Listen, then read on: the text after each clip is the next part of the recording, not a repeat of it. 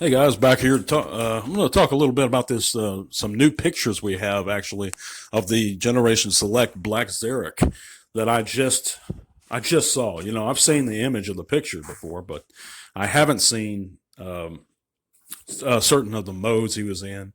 The actual deluxe class Zarek figure up close. Well, I don't know if he's called Zarek. Black Zarek's head's called Zarek either, but because I don't know much about the character to be honest, but I just want to talk a little bit about these photos that I found and my thoughts on Black Zarek in general, this release of Black Zarek.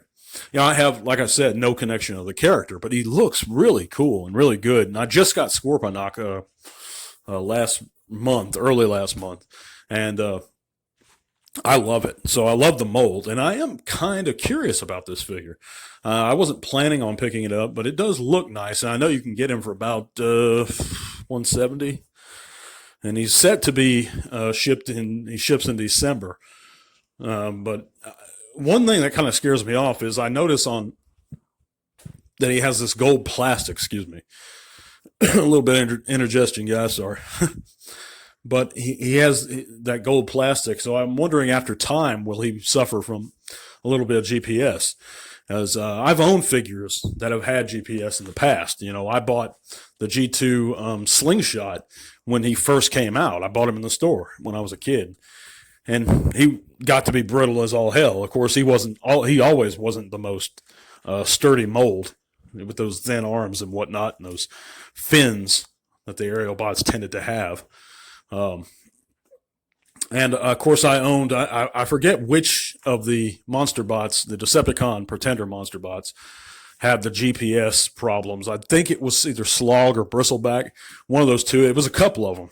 Well, one of them, his whole body was basically gold plastic.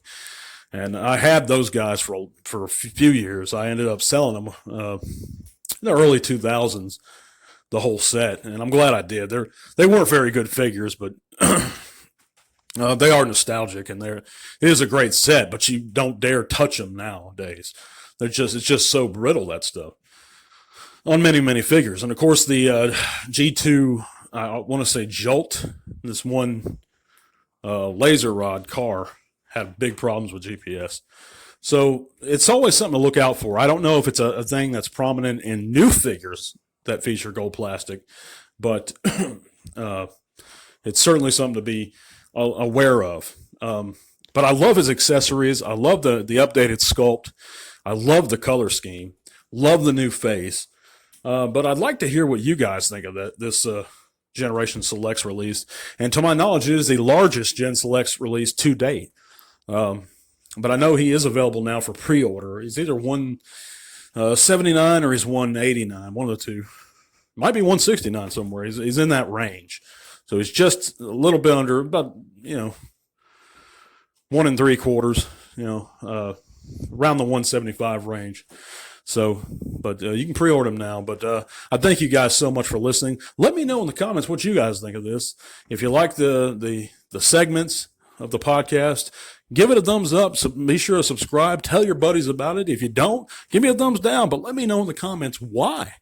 Thank you guys so much again. I'll catch you later. Till our one.